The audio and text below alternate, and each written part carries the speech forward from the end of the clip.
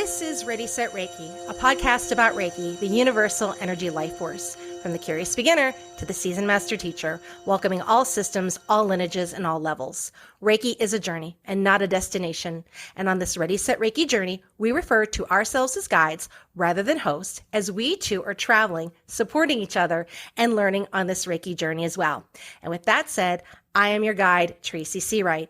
And joining me on my journey today is Sarah Jacobs, aka the Salty Spiritualist.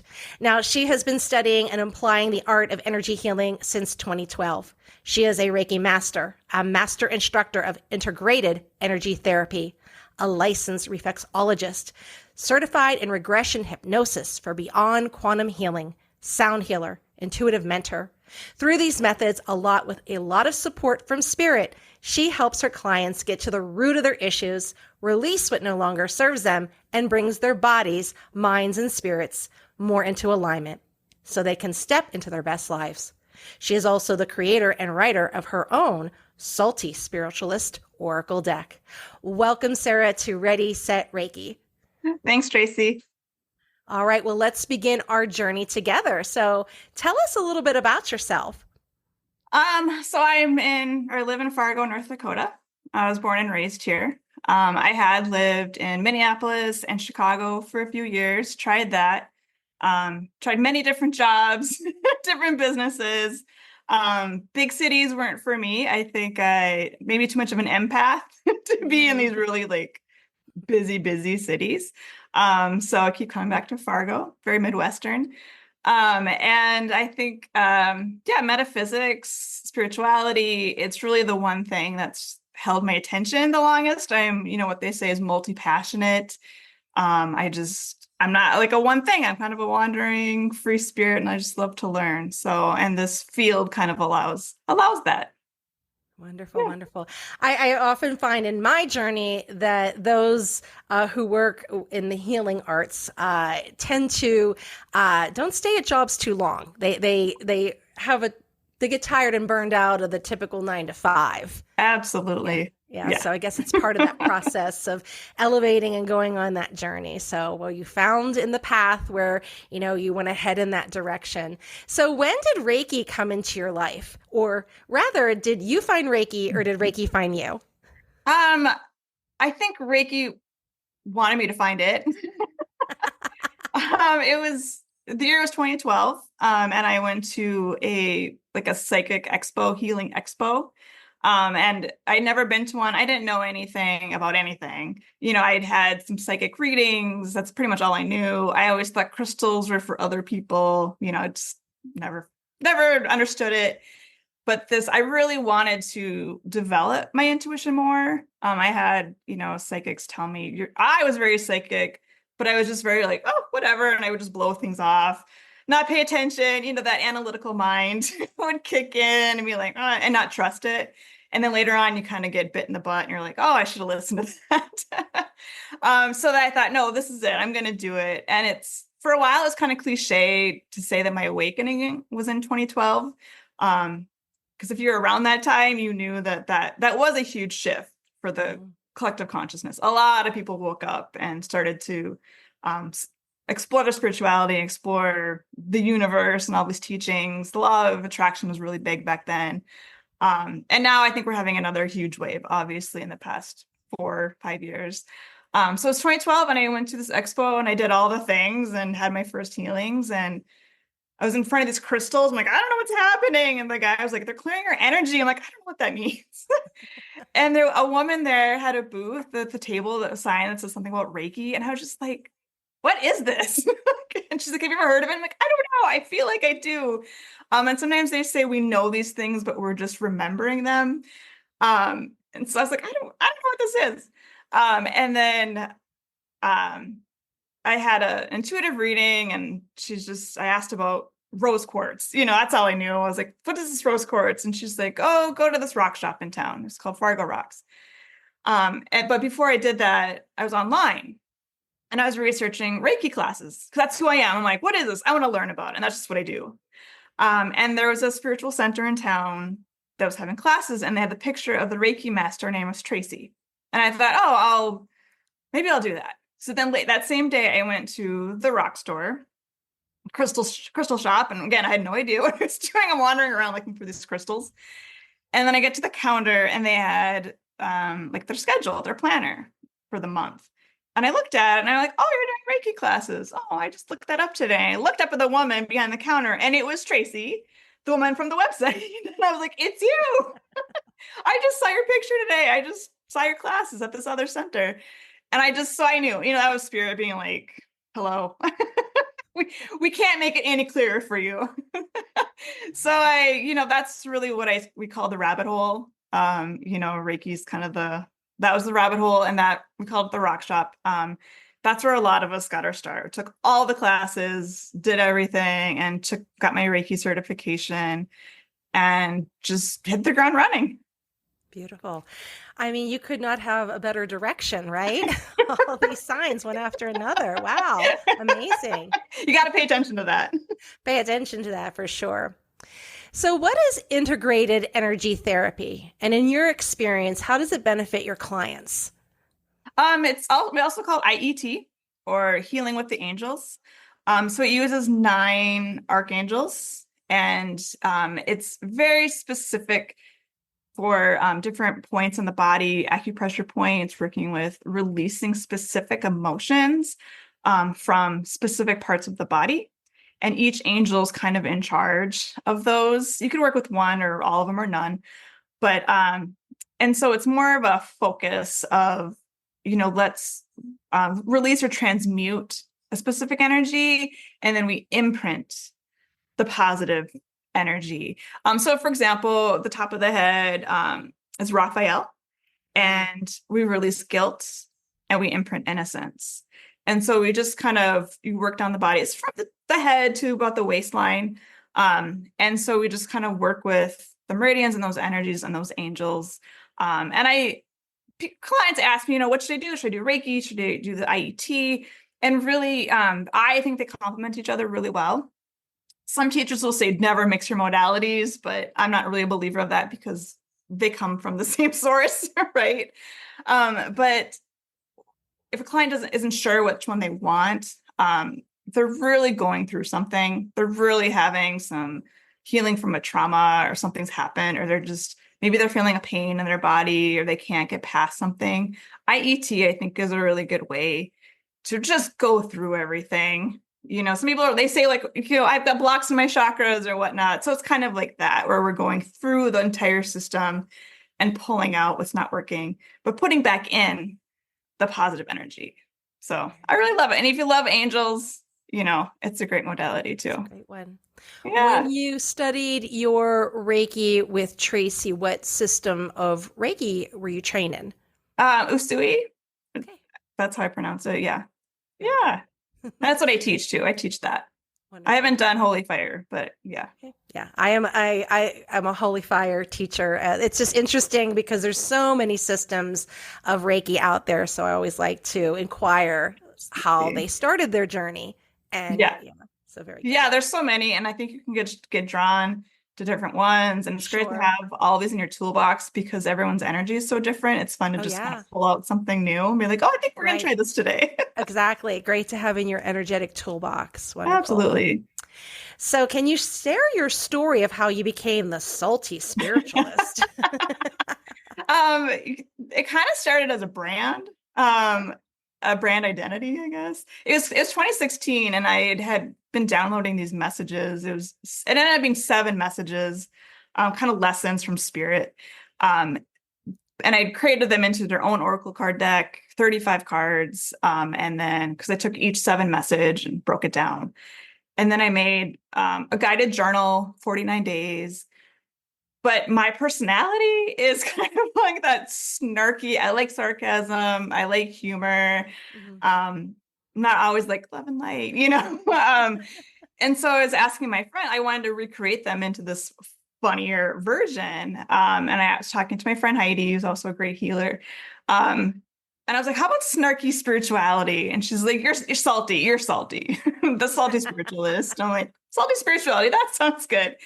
And then after a couple of years, because I've been working full time, like in a bank, in a cubicle farm, But I really wanted to develop, I think myself more, put myself out there, my personality, be more of a presence online, with Of social course. media was getting bigger back then. Um, and one day I was like, you know what, I do better, or people respond to me better when I'm just myself. When I am that salty, I use the humor, I use the sarcasm because it's relatable. Not everybody wants like the vanilla soft. Sometimes you want something kind of funny and punchy. Yeah. And so I thought, you know what, I need to just be the salty spiritualist. I need to embrace it. I got it. Let's be honest here. I can't just hide behind, this Very whatever good. personality. So I just thought I'm going to be the salty spiritualist, and it's kind of a warning label. You just Or an invitation. So an yeah. invitation, right? You know what you're getting into. But humor, it really helps people, I think, heal. Laughter is a big thing. Yes. Humor kind of sometimes sneaks through the back door. Um, sarcasm can be used in a good way, but it can kind of sneak through the back door. Like you laugh, and you're like, that's that. Okay, actually, yeah, you're calling me out, but you can laugh about it, and it's not so serious. And I think you can just lighten up about things. It Yeah. doesn't have to all be Yeah. so serious. Yeah. Bringing that playfulness in. Absolutely. Absolutely. That's what's so important. Spirit's very playful.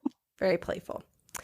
So you've been out in this field for quite some time. And as you have gone on this journey, what are some of the common misconceptions about Reiki, or rather energy work?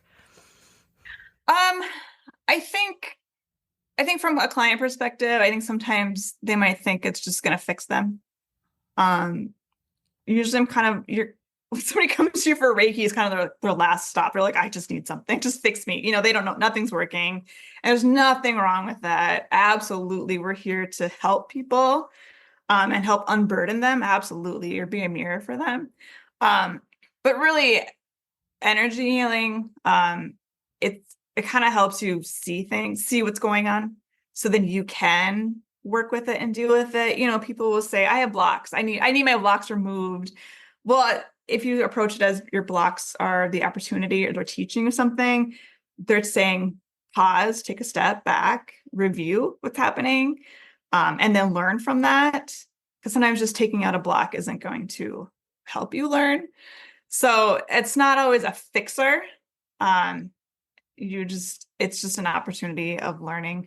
But it also, energy healing creates that space for healing. It kind of like calms you down, makes you feel safe, and then you're in a better place to deal with some of that stuff that you've been maybe putting off dealing with. Yes, that's for sure.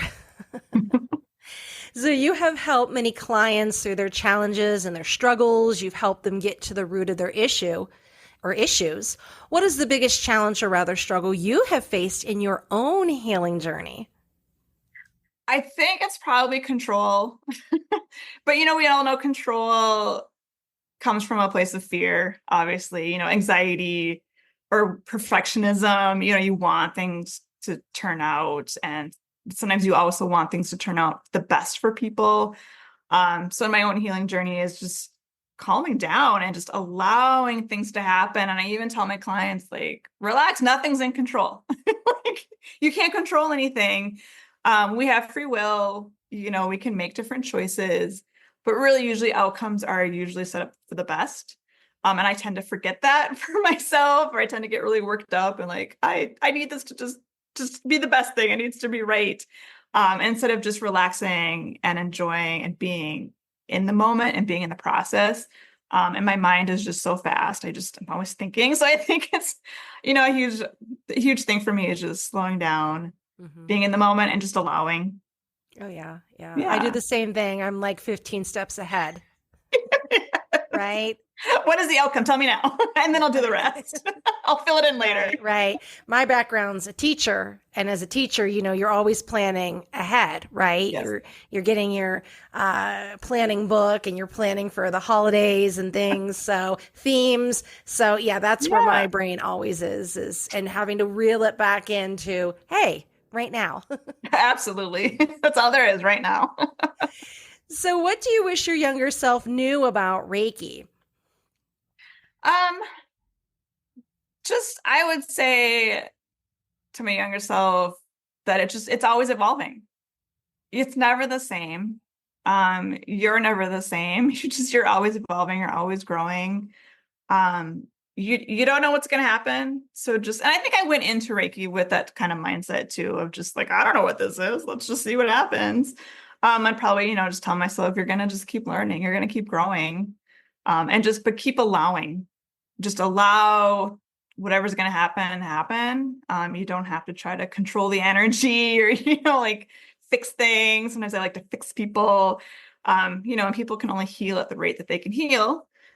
So just allowing the Reiki energy just to happen, just to flow. Very good. So when it's time for you to get an energetic tune-up, what are some qualities that you look for in a Reiki practitioner or an energy healer? I really respect the people or maybe I'm attracted to the people that really respect the practice and the art form of Reiki, if that makes sense. Mm-hmm. And they have this energy of inviting you into that and being open again of like, well, let's see what happens when we open up this space. What repels me is kind of the people that sometimes they might sound like they're coming from ego a little bit, where they say things like, you need to do this or you should be doing this. Because I feel like it kind of comes from their perspective.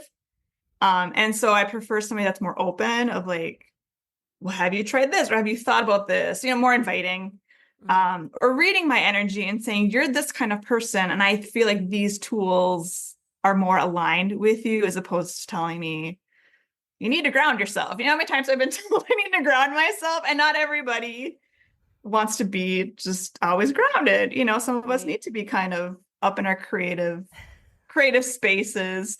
So I really like the people, like I said, they really respect the craft.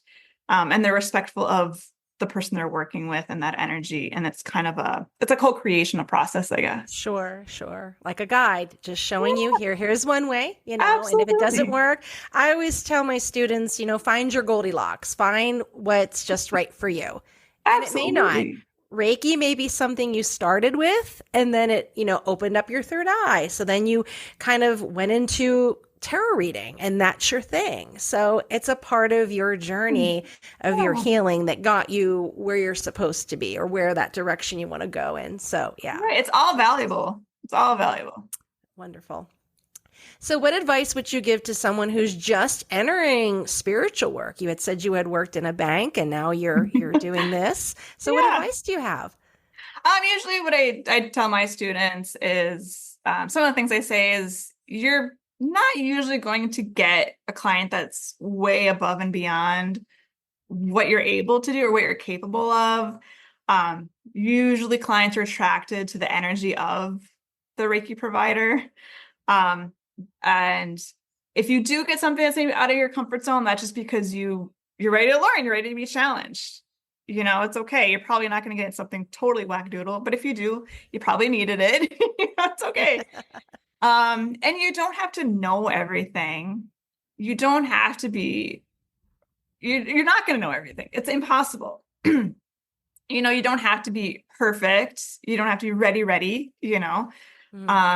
Spirit's just going to guide you along. If you stay curious, you stay open. And you don't have to have all the answers. Clients will have questions all the time about, what does this mean? Or what do you think this means? And to this day, I've been doing this for a long time. To this day, I'm still like, I don't really know. Sometimes we have to Google things, Yeah. And it's like, I don't know. I saw a hawk. Let's Google it. And then, do any of these 10 descriptions mean something to you? Yes. Yeah. It's okay to look things up, and it's okay to say, I don't know. And sometimes it's not for you to know, Right. and if you get information that doesn't make sense to you, it's because it's not for you. The message is for the client. And if it doesn't make sense at that time, it will make sense to them later. So just being open and curious, and just Right. not trying to be all knowing and perfect. Yeah. Wonderful. What books do you recommend? Um, I think right now the big hot topic, and it's really important, is somatic healing. The vagus nerve, VAGUS. So any book, any hashtag on social media, YouTube, that is the foundation. It's coming up more and more and more. And even for myself, I had to go through my own process, and I still am. It's a process, it's a journey. But really, your nervous system is your foundation. So you can do all of the affirmations and all the breath work or all the Reiki, get all the knowledge. But if your nervous system is just out of control and not calmed or regulated, you're just not going to have the best experiences with your journey, your healing journey, or just dealing with stress, dealing with our emotions. Because that's, dealing with our emotions is just the human journey, right? We've got huge emotions. So really just helping to regulate. And it's simple. I mean, there are simple stretches and things you can do for your own healing. There are coaches out there. Even in my reflexology practice, I have different techniques we can use. The side of your neck is a good one, just for a tip for people. You can even put a cold compress on the side of your neck. That'll calm the vagus nerve. And that's just the thing I'm pushing right now. It's like sure. The vagus nerve. But usually what happens with people is they do ask me, what should I learn? What should I study? And it's just, and when I was starting out, excuse me, we didn't have social media. Facebook was in its infancy. I sound super old. Back in my day, we just read books. And now you've got it all at your fingertips. You can just search any hashtag and go down any rabbit hole. But I would just say, if something doesn't resonate, just let it be, and that's a big saying. Take what resonates and leave the rest. So just go down the rabbit hole, and there's so many resources out there. Oh, there is. Yeah. And that goes back to the energetic toolbox. You have something, and when you need it, maybe yoga's going to work today. Maybe breath work's going to do today. Maybe Reiki. And you have those options instead of being in the chaos and the storm and just letting the emotions override you to the point where you're just in a panic state. Absolutely, because that's not going to get you anywhere. That's not going to get you anywhere. Got to be the calm and storm. Yeah. Sure. So I'm a yoga teacher, and I like to specialize in yin. And I was just speaking about this, which you had just said to my students, because, so many come to the mat wanting that exercise. And of course, that's amazing. But, yin is that invitation to slow down. It brings in the, pressure points, the Chinese meridians, and slowing down. And I was explaining that you need to get your nervous system relaxed so that you can, ease into this shape to get that stretch. But people forget that. They, I got to go 100% in, right? Instead of let's go 20, let's go 30, let's ease into that. So it's interesting to see that we just as a society have trouble slowing down. We're just wired to always be in that adrenaline heightened state. And then that's what's pulling you out of alignment.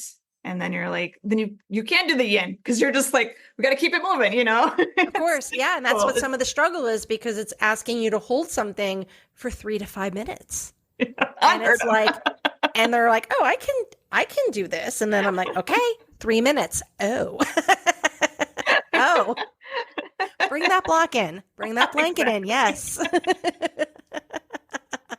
Feel it. So what other services or modalities do you offer? Do you offer classes, events, trainings? Yes, all of it. I do different events. I have crystal singing bowls. So I'll do sound baths. My office mate, Suri, is a hypnotherapist. So we'll partner, and she'll do like a hypno meditation while I do the sound singing bowls. And I teach Reiki, I teach IET. I also have tuning forks. And I like to pull those and my crystal bowls into sessions, because frequency healing is also a good way. It's great for people that think too much, because we can't really process sound. There's nothing to process. We just listen to sound, and then the frequency, it just helps bring in that energy from that aura. And if we have that trauma, kind of brings it in, helps us transmute it. It helps people with the busy minds. And then, what else do I do? I do the BQH, Beyond Quantum Healing. And I do kids Reiki. That's always fun. Kids today are like, oh, they're a handful. If you've got small children, I do not. If you've got small children, these parents are in for a lot. They're very much awake, and I don't think kids have half the amount of karma that we've been clearing. Oh, yeah. So they're really fun. They're just really fun to work with. So yeah. Great. So where can we find you? Online, in person? How do we get a hold of you if we want a session or, to do a training? If you want to be entertained, you're going to go to my social media. If you want like something professional, that's my website. I keep it real professional on my website. But yeah, I'm on Facebook. I have all my different links because I like to be hard to get a hold of. No, I'm just kidding. But yeah, my Facebook is Reiki and Reflexology with Sarah. My Instagram, I think, is the Salty Spiritualist. If you search the hashtag Salty Spirituality, you'll find me.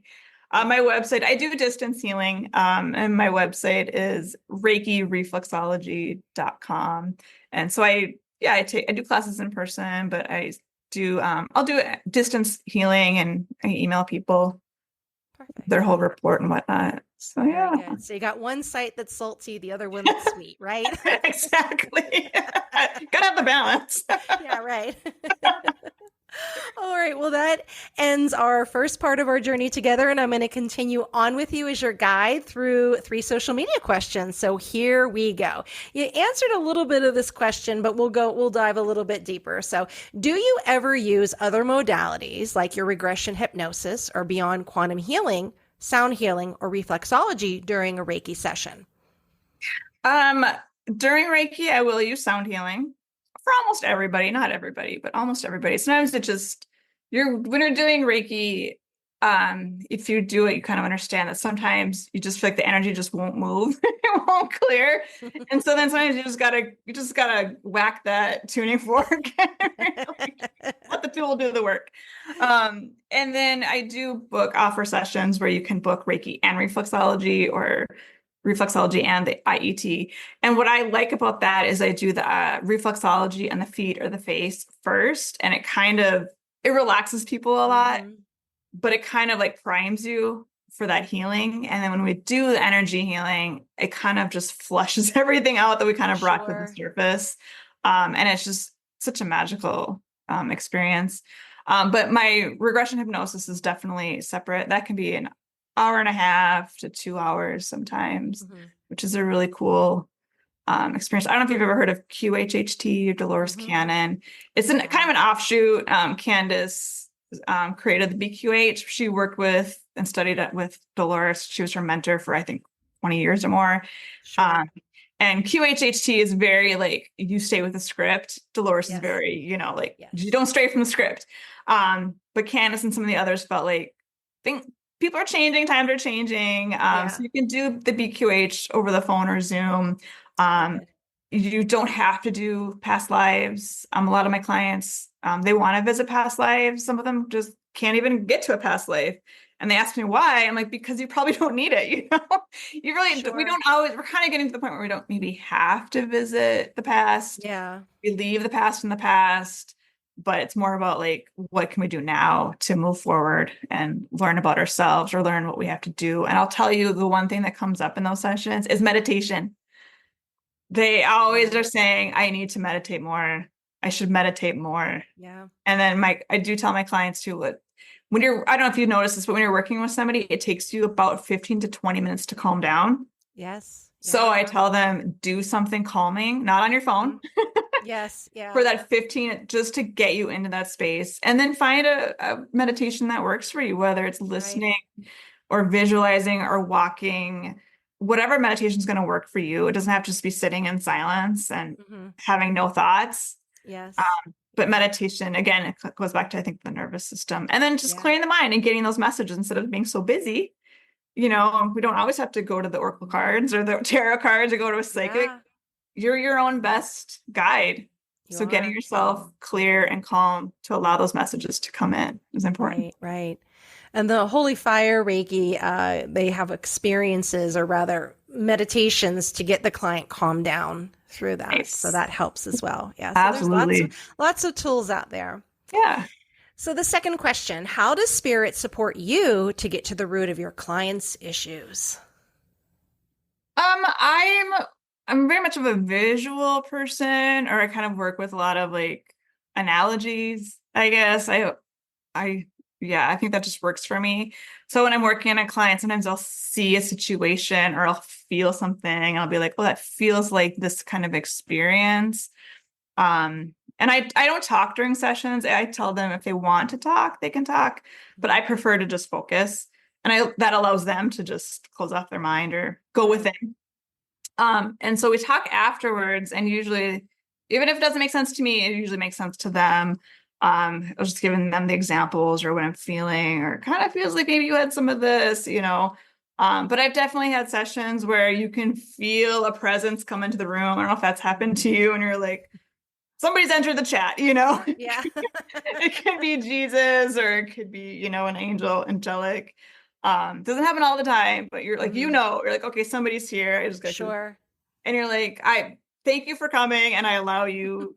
I don't know what you're doing, but I allow you. You know better than I do. You Sure. know, you're what is it? Omniscient is the word we use in Reiki. Yeah. The all-knowing energy. They know better than us, than our egos. So we just allow that to happen, and it's great. And I love it. The feedback when clients will say, "I know your hands were here, but then I felt another set of hands." Yeah. Or I felt your hands on me, and then I heard you using the music frequency, but I didn't know how you were doing that with your hands on me. And I'm like, yeah, that's pretty cool. That Right? wasn't me. All right. Our third question is, can you tell me about your Salty Spiritualist Oracle card deck? Absolutely. Um, just to sum up real quick, it was maybe 2015 or so. I was getting these messages. You know, you get a song stuck in your head. Mm-hmm. You get like a lyric or something, and it was just over and over.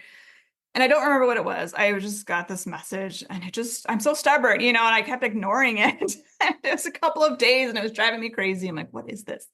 Um, and then so I just thought about it. I'm like, well, okay, how does this apply to my life? And I think once I kind of made the connection, I don't know if you've had this, but I just had this like energetic clearing go through my body. And I was like, whoa, that something happened there. Okay. Thanks, Spirit. And a couple of days later, maybe I got another one. And of course I ignored it because I am just stubborn. And so, Right? you know, I'm on this journey with you. I'm not perfect. I'm healing too. And so I got another one. I ignored it, but I did the same thing. I'm like, what does this mean? And lastly, the only message, I got 7, but the only one that came through somebody else was through Tracy, my Reiki master. My awakening was kind of difficult for me, and my body, like my nervous system was like shaking, and I'd be like, I don't know what this is. Like, what is this? Just make it stop. And so I messaged her one Saturday morning, like, I need a session, like, just stop this. I need this to stop. And so I went in, and she's like, my hands are just shaking. I'm like, my body's shaking. How do you think I feel? And so she goes, okay, I never get message. I never hear anything, but I hear this over and over and over. And the message was, we don't have to fix everything. So I ended up getting 7 messages in total. And we don't have to fix everything was one of them. And I can just tell you real quick, I'll tell you the vanilla first, if that's okay. We don't have to fix everything. Show up for yourself. Self-growth happens outside of your comfort zone. Honor your journey and the journey of others. Find balance in all things, which is kind of a controversial thing to say, but balance is this. Balance is not this. It's this. Your life is a direct result of your choices. And finally, love is all there is. And I think that was the hardest one. That was the last one, because the human mind is like, what? You know, like, love is all there is. But love, as we call it, Reiki, universe, it's just a constant energy, right? It's not judgmental. It's not punishing. It's just an all-encompassing, unconditional, all-knowing thing. And that's just the fabric of what it is, of what we are. That's the fabric of energy. Love is all there is. So Right. that's what it is. And then I just rewrote them into snarky, salty sayings. Do you want me to say what they are? Or do you want me to just pull a card? Sure. Yeah, whatever you feel called to do. Let spirit guide you. So, honor your journey and the journey of others is namaste, biatch. Very good. Finding balance in all things is tuck your crazy back in. That's a good one. Your life is a direct result of your choices is karma chameleon. I'm a Gen Xer, so I have a lot of like I'm right in there with you. I got a lot of like 80s references. So karma chameleon, you know. Speaking my language. Went right there to the visual. I love it. You don't have to fix everything as ain't nobody got time for that. All right. And that was a YouTube meme before memes were a thing. Yeah. Ain't nobody got time. Got you the bronchitis. I don't have time. I gotcha. See, you're speaking my language, you know. Show up for yourself is because you're worth it. I think that was like what a L'Oreal or hair color commercial. Mm-hmm. I don't know if it's in the 80s or 90s because you're worth it. Yeah. Self-growth happens outside your comfort zone is push it real good. Do you know what that's from? I do. There you go. Salt and pepper. We gotta love them. Dun, dun, dun, dun. And big love is love is all there is. Big love. There is. Yeah. So do you want me to pull a card for you? Sure. Do you have anything you're working on or you want any messages? It'll show me. I'm ready. The thing about these cards is they always kind of they call you out. I'm ready. I'm not saying you need calling out, but anybody that gets messages are usually like, dang. So I'll just shuffle real quick. Yeah. It's chasing Nixon. Okay. And you made your bed. Time to lie in it. Oh my goodness. There we go. The lesson is karma chameleon. So your life is a direct result of your choices. Your choices have led you to this point.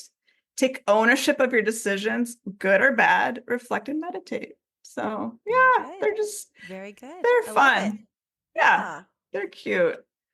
So and they're printed on demand. So they're just a drop ship. But if you go to my website or any of my socials, you can find the link if you want your own card. Perfect. So they're fun. Wonderful tool to have, right? Absolutely. And so playful and fun. I love it. I love it. Love the references. Thank you.